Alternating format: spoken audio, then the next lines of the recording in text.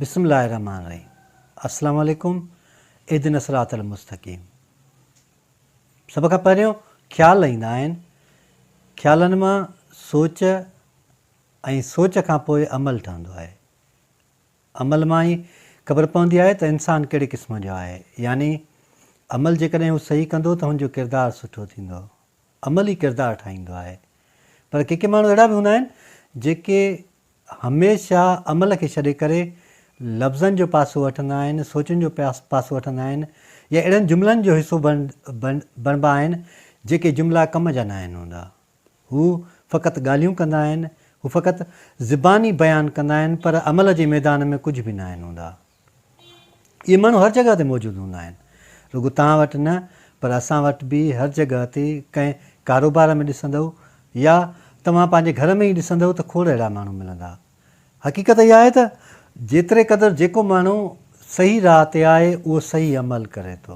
अॼु हिकिड़ो किताबु पियो पढ़ां ग्रेटिट्यूड जे नाले सां, त उन किताब में लिखियलु हो त जेकॾहिं तव्हां को अमल शुरू था कयो त उनखे पीक ताईं वठी हलो, यानी शुरूअ खां वठी आख़िर ताईं रोज़ानो उनखे वधि खां वधि प्रैक्टिस कंदा हलोसि, त पोइ तव्हां उन में माहिर थी वेंदव। हिकिड़ी ॻाल्हि थी यादि अचे त हिकु भेरे महमूद गज़नवी वेठो थियो त उते पंहिंजे नौकर खे चयईं त वञु हीरा खणी आ। त उहो नौकर वियो, थाल हीरनि जो भरे आयो, अची महमूद गज़नवीअ जे आॾो रखियईं।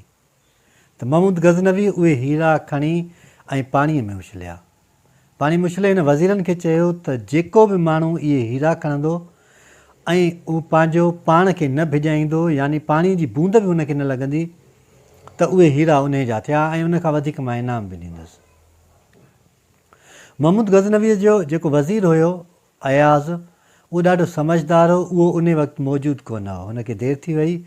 जीअं ई हू महल में दाख़िल थियो त हुन ॾिठो त महमूद गज़नवी उन्हनि वज़ीरनि सां ॻाल्हाए रहियो ऐं उन्हनि खे चई रहियो त जेको बि माण्हू इहे हीरा कढी ईंदो ॿाहिरि त उन जा उहे थिया, पर शर्त इहो आहे त हुनजो को बि जिस्म पाणीअ में न भिॼे।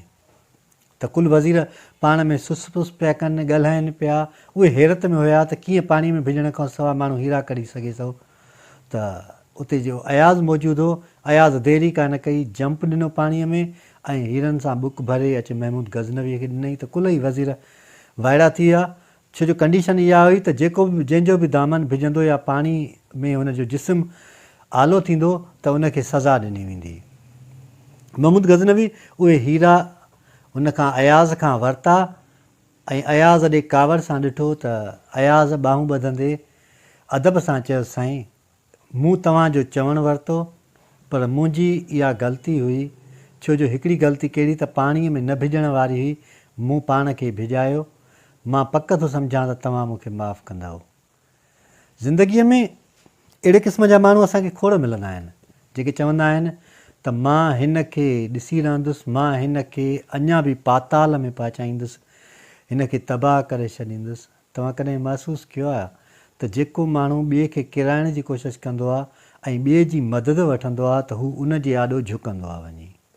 ईअं ई हिकिड़ो शागिर्द ॿ पाण में अटकी पिया त उस्तादु कुर्सीअ ते वेठो थियो त शागिर्द चयो, साईं हे ॿाहिरि निकिरंदो मां हिन खे मार ॾींदुसि, मां विढ़ंदोसांसि, हिन खे मां सबक़ु सेखारींदुसि। त उस्ताद अहिड़ो कमु कयो, जेको छोकिरो उते बीठो थियो उनजे भरिसां पेंसिल उछली। पेंसिल जीअं ई छोकिरे जे पेरनि वटि पई त ॿिए छोकिरे खे चयईं त इहा पेंसिल खण। जेको चए पियो त मां ॿाहिरि वञी हिन सां विढ़ंदुसि या हिन खे मां तकलीफ़ ॾींदुसि। त हुन जीअं ई पेंसिल खईं त हुन पेंसिल खणण खां मथे जो उथियो त चयईं, ॾिस इन पेंसिल खे खणण लाइ तोखे झुकणो पियो, पाण खे पंहिंजी इज़त घटाइणी पई, उन खां पोइ तूं ॿिए खे नुक़सानु ॾेई सघें थो। इहा सोच, इहा वीचार माण्हू खे घटि ईंदी आहे, छो त हू बसि बदिले जी भावनाउनि में एॾो त वहकिरे में वही वेंदा आहिनि। जीअं का ॿेड़ी भंवर में फासी पए, हू वहकिरे में ईअं वही वेंदा आहिनि जीअं तेज़ हवा या तूफ़ान में कख पन सुका उॾामंदा आहिनि। हू वहकिरे में ईअं वही वेंदा आहिनि जीअं लहरुनि ते का शइ किरे ऐं उहा लुढ़ंदी अचे। ईअं ई माण्हू जेको आहे वहकिरे में हलंदा वेंदा आहिनि। जीअं गरम लोह छोला छॾींदो आहे ऐं ॻढ़ाण हुन में हूंदी आहे, हू ईअं ई ॻढ़ा थी वेंदा आहिनि, दुश्मनीअ में पंहिंजी हद ई विसारे वेंदा आहिनि। तव्हांखे ख़बर आहे त जेकॾहिं को माण्हू कंहिंसां दुश्मनी करे थो ऐं दुश्मनीअ जे दौरान जेकॾहिं हुनखे चपाट हई आहे ऐं बदिले में हू चपाट हणे थो त ठीकु आहे, पर जेकॾहिं हुन चपाट बि हई ॿियो बि नुक़सानु पहुचायो त उहो गुनाहगार आहे, उनखे उन शइ जी सज़ा मिलंदी। असांखे इहो सोचणु घुरिजे त जेका शइ असां कयूं था या जेको अमल कयूं था उनखे पहिरियों पहिरियों असांजी सोच में ईंदो आहे, उहा शइ असांजे दिमाग़ में ईंदी आहे, असांजे ज़हन में ईंदी आहे। जेकॾहिं असां पंहिंजे ज़हन खे दिमाग़ खे पॉज़िटिव नमूने सां इस्तेमालु कंदासीं या असां पंहिंजे ज़हन खे सुठियुनि ॻाल्हियुनि ते हिराईंदासीं त असांजी सोच सुठी थी वेंदी, त असांजा ख़्याल बि बहितरीनु थियणु शुरू थी वेंदा। ऐं जॾहिं ख़्याल बहितरीनु थींदा आहिनि त अमल ऑटोमेटिकली भलो थी वेंदो आहे ऐं अमल खां पोइ ई माण्हू जो किरदारु ठहंदो आहे। ऐं सभिनी जी महिरबानी, अलाह साईं असां सभिनी खे सिधो रस्तो ॾेखारे ऐं सिधे रस्ते ते हलण जी तौफ़ीक़ अता फ़रमाए।